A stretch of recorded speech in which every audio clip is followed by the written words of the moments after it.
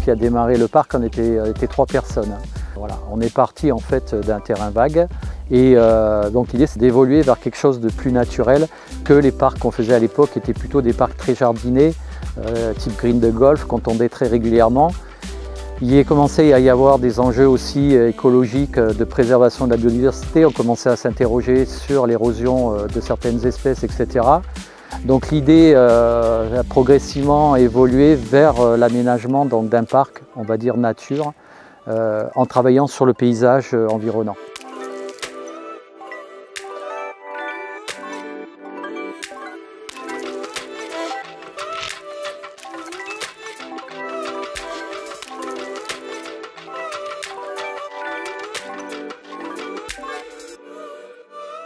Donc on a créé comme ça une mosaïque de milieux naturels qui sont tous interconnectés et qui permettent d'avoir aujourd'hui un petit peu ce qu'on a sur Pombonne, c'est-à-dire cette mosaïque d'habitats de milieux différents.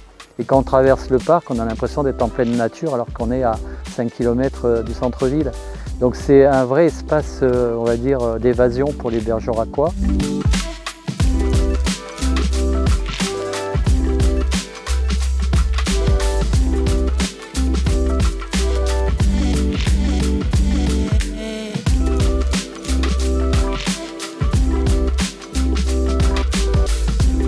Ce qui est bien donc avec les enfants, c'est qu'ils se questionnent beaucoup, ils posent énormément de questions, et notamment sur les services qu'on appelle systémiques, les services qui sont rendus gratuitement par les arbres. Si on les payait, je pense que ces services, on les connaîtrait beaucoup mieux. Donc le stockage du carbone, hein, donc qui est quand même un gaz à effet de serre, donc ça c'est quand même un service très important, la production d'oxygène. Puis bon, après on pourrait évoquer le stockage de l'eau, hein, puisque grâce aux racines, les arbres vont aussi pouvoir stocker de l'eau et éviter et permettre de lutter dans une certaine mesure contre des inondations.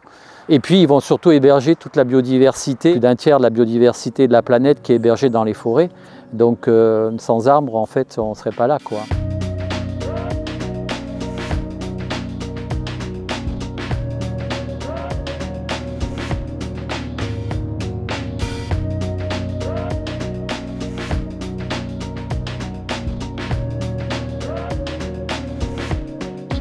C'est vraiment une gestion à part, c'est-à-dire qu'il y aura de la gestion différenciée, des fauches tardives, des fauches un peu plus fréquentes, des fauches des fois qui sont que tous les 3 ans. On essaye même de favoriser des habitats de façon à avoir un maximum de faune qui arrive.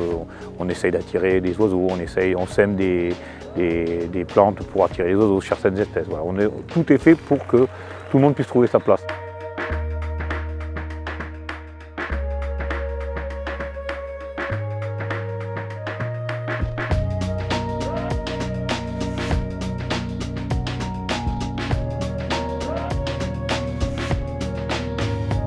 Voilà typiquement des petits signes d'incivilité. Là on voit qu'il y a eu un foyer sur le parc.